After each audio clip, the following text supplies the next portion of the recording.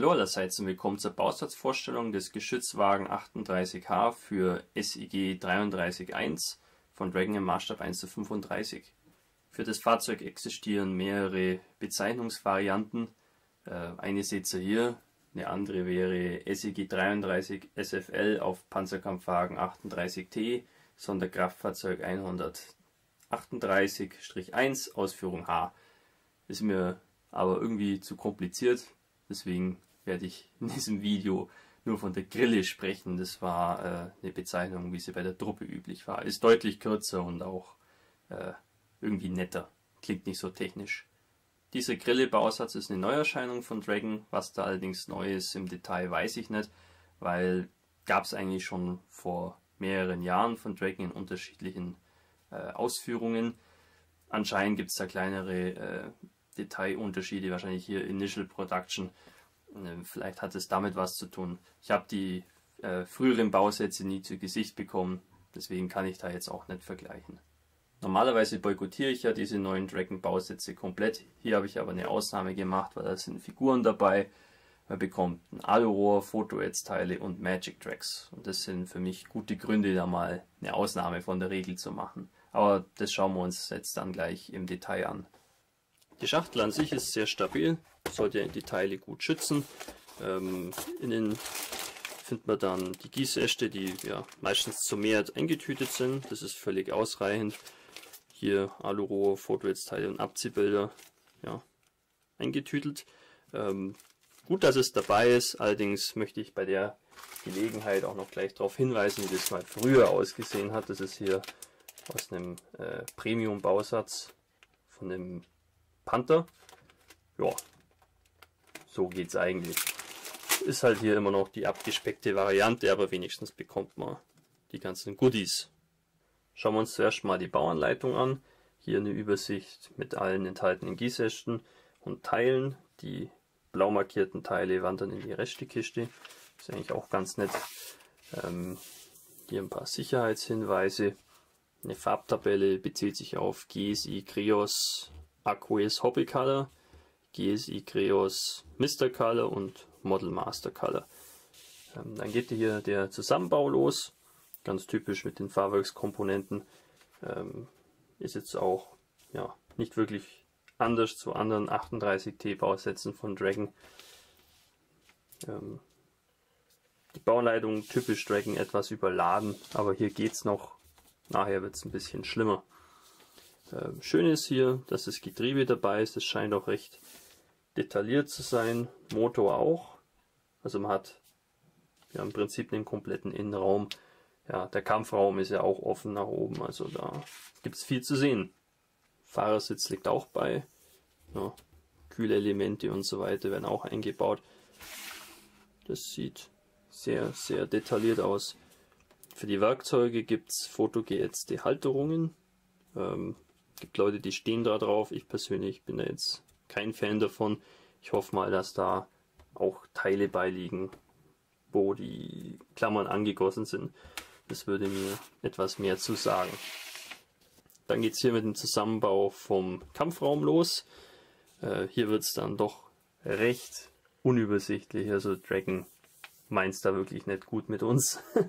Ja, einfach mal alle möglichen Zeichnungen irgendwie aufs Papier gebracht und wir können dann schauen, wie wir damit klarkommen. Trotzdem scheint es später, wenn man es dann mal geschafft hat, zusammenzubauen, recht schön auszusehen. Enorme Detailfülle mit kleinen Funkgeräten und Staukisten und ja, Pipapo und Tralala. Die Halterungen für die Granaten sind einmal praktisch ja, leer mit einem Fotoads-Teil oder dann eben als ein Teil, wo die Granate dann schon dran ist. Das finde ich dann doch ganz gut, dass man da die Option hat.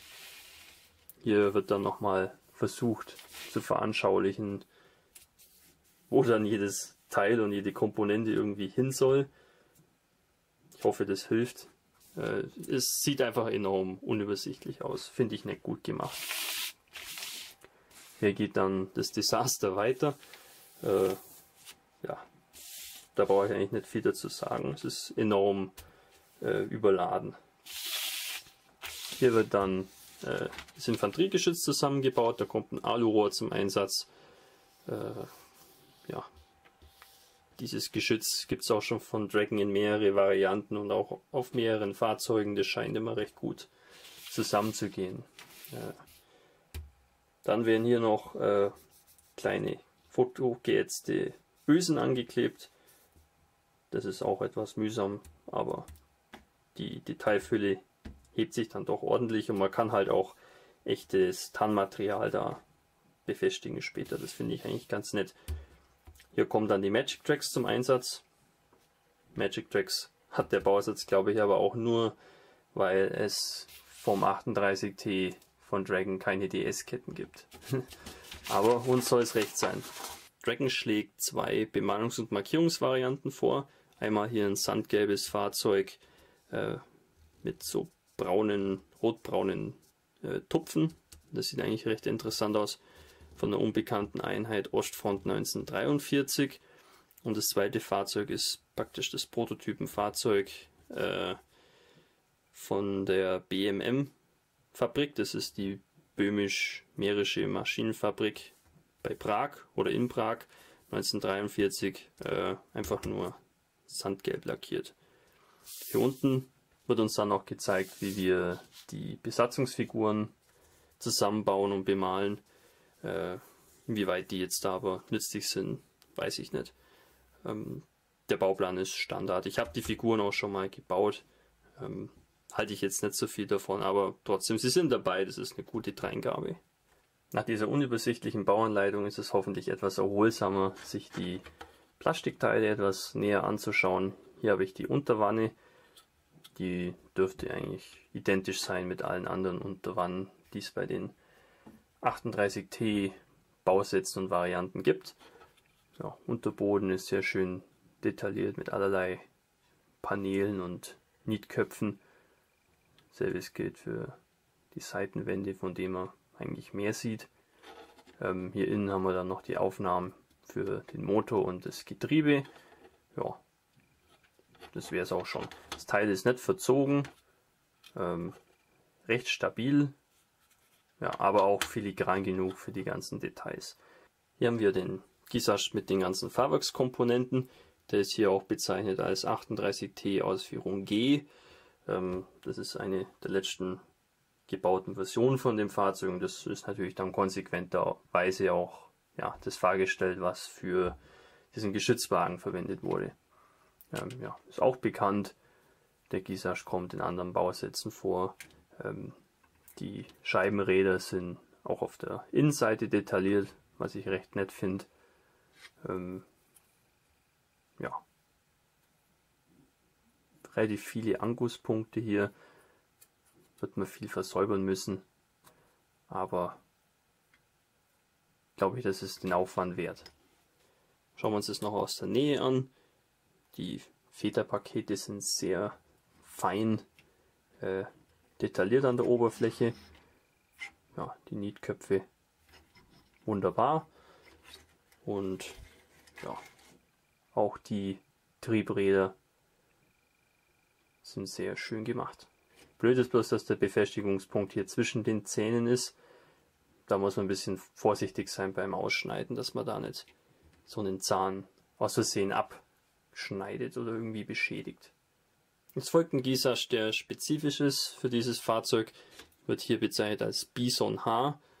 Ein weiterer Name, Grille, Bison und die anderen Monsterbezeichnungen, die ich anfangs schon mal versucht habe vorzulesen, damit verschone ich euch jetzt. Hier haben wir dann viel vom Aufbau und vom Innenraum.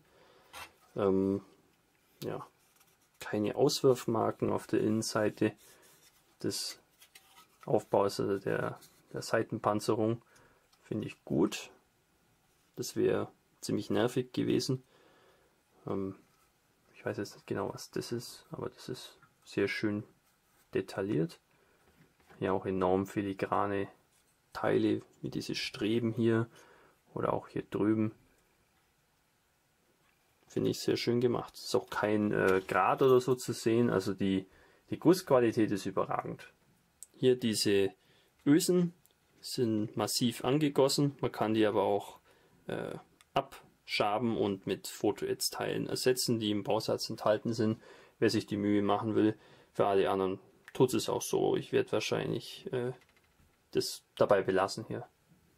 Ja, 2 kleine Gießäste mit Funkgeräten und Winkelspiegeln und so weiter. Das kommt in den Innenraum. Ja, klein aber fein, schön detailliert. Das wird sicherlich interessant, das einzubauen und später auch zu lackieren und altern. Dieser Gießast ist wieder mit 38T Ausführung G bezeichnet und enthält alles, was in die Wanne gehört. Also Getriebe, Motor und auch die Sitze und so weiter. Das ist ein bekannter Gießast für mich, habe ich schon mal verwendet. Hat alles gut gepasst. Ja, der Motor und so, das ist einfach super Dreingabe. Da kann man doch enorm viel machen gestalterisch. Das ist recht interessant, wie Dragon da alles Mögliche zusammenstückelt. Ja, das ist ein Gießast oder auch nicht. Hier haben wir zum Beispiel die Werkzeuge ohne angegossene Klammern. Da braucht man die Fotoedge-Teile und soweit ich das gesehen habe, gibt es da keine Alternativen. Also man müsste die Fotoedge-Teile verwenden oder man hat noch Werkzeuge von anderen Bausätzen über, die man dann hernehmen kann. Was auch immer einem da gefällt, man hat leider nicht die Wahl.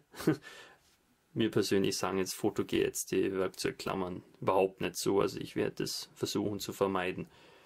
Hier haben wir dann noch mehr Werkzeuge und ein paar Kleinteile und hier wieder ein Gießast für den Motorraum. Hier noch ein Gießast mit ein paar Kleinteilen, die irgendwie an verschiedensten Stellen vom Fahrzeug angebracht werden sollten. Ja, kann ich auch nur wie vorher sagen. Sieht gut aus, gut gegossen. Hier findet man Teile, die noch an die Wanne gehören. Zum Beispiel das Motordeck oder auch die Schutzbleche, Heckpanzerplatte und so weiter.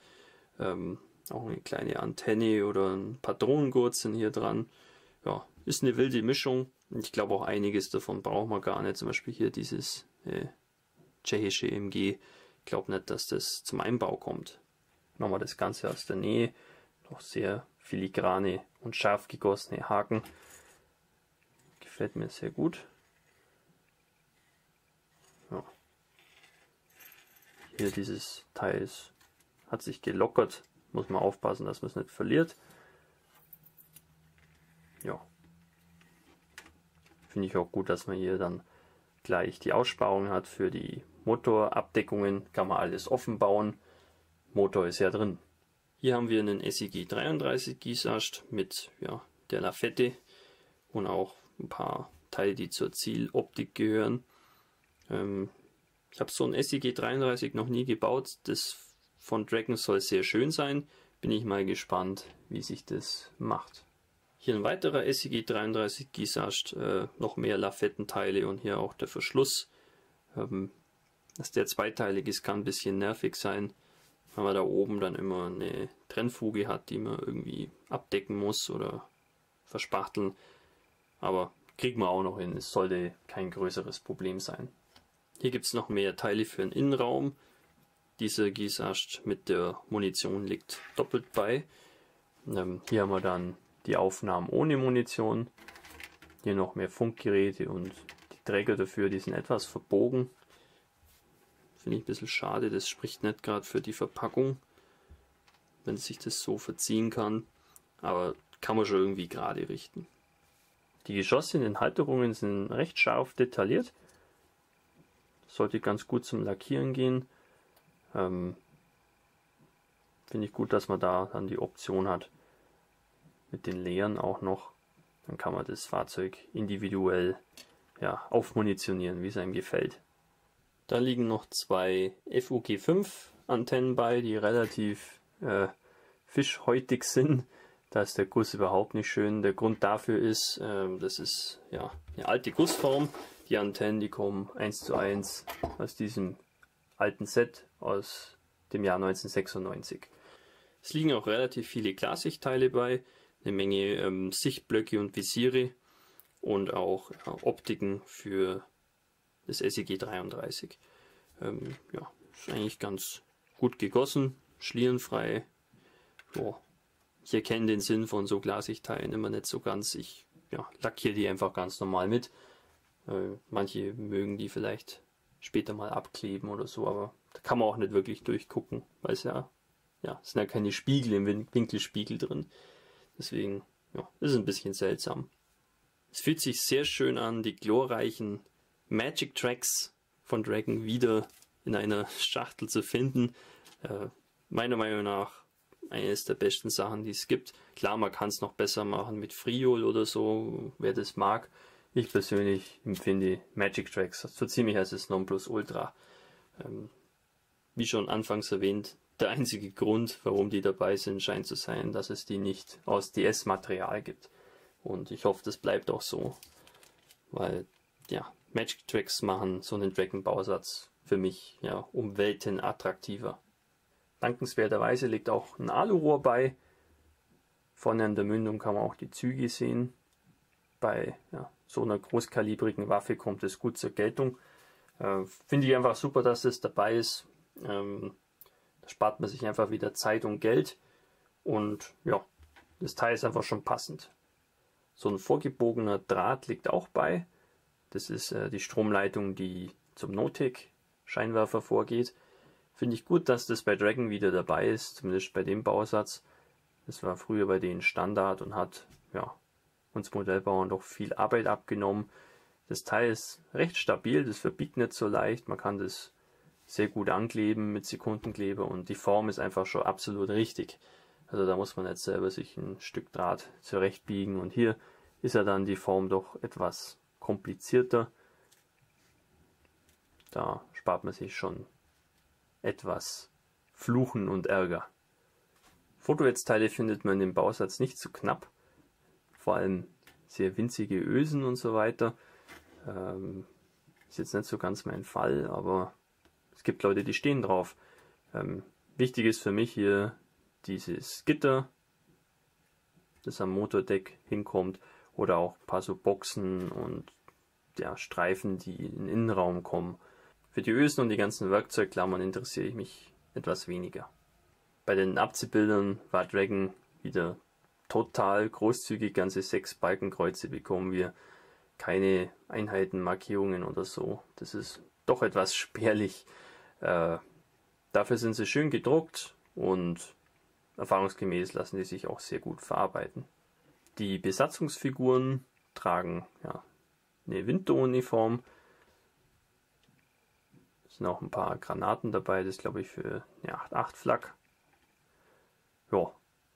Sieht eigentlich ganz nett aus. Ich habe die Figuren auch schon mal gebaut vor ein paar Jahren und war alles andere als begeistert. Die Passgenauigkeit war wirklich grottenschlecht. Also der Torso mit den Beinen und so wollte relativ wenig miteinander zu tun haben. Das fand ich etwas schade.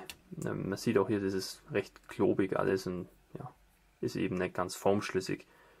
Man kann es schon verwenden, braucht mal ein bisschen Spachtelmasse. Für die Figuren gibt es auch Fotonetzteile, und zwar für die Funkausrüstung, namentlich das Kehlkopfmikrofon und auch die Kopfhörer. Ist ein alter Bekannter von Dragon, habe ich schon dutzende Male hier rumliegen. Verwende ich auch ab und zu, funktioniert eigentlich ganz gut. Das Material ist was relativ störrisch, aber mit etwas Geduld bekommt man es hin oder man kann es auch ausglühen, dann wird es weicher. Eigentlich gibt es an dem Bausatz sehr wenig auszusetzen. Der schlägt im Vergleich mit den anderen Dragon Neuerscheinungen doch etwas aus der Reihe, weil es einfach ein solider Bausatz ist, der nicht von einem verlangt, sich irgendwelche alten Teile zurechtzuschnitzen oder riesige Löcher zu verspachteln, die einfach der Faulheit des Herstellers geschuldet sind. Nee, hier geht eigentlich alles seinen gewohnten Gang. Man baut das Teil zusammen, mehr oder weniger direkt, ohne irgendwelche Umschweife.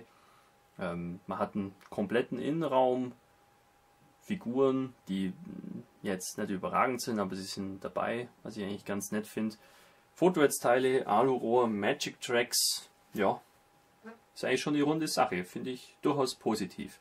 Wenn Dragon das weiter verfolgen würde mit mehr Elan, wäre eigentlich schon schön, weil grundsätzlich die Bausätze mag ich sehr gern. Der ganze Spaß kostet so circa 70 €. ist viel. Vor allem wenn man das mit den Preisen von Dragon vergleicht vor 10 Jahren, da hätte das ja eigentlich die Hälfte gekostet. Ja, andererseits andere Hersteller wie Meng oder Takom oder so, ja, sind eigentlich in einer ähnlichen Preisklasse und da bekommt man genauso viel geboten. Aber ich spreche jetzt auch nur von diesem bestimmten Bausatz hier. Das gilt jetzt nicht für andere Dragon Neuerscheinungen, die sind ihr Geld sicherlich nicht wert. Ich bin jedenfalls erleichtert, dass ich da keinen Fehlkauf getätigt habe. Das scheint sich schon zu lohnen und ich bin mal gespannt, wie sich das Teil bauen lässt. So vom ersten Eindruck her sehr gut. So, das war's auch mit der Bausatzvorstellung. Ich hoffe, euch hat's gefallen und wir sehen uns wieder im nächsten Video. Euer Hamika Barkas.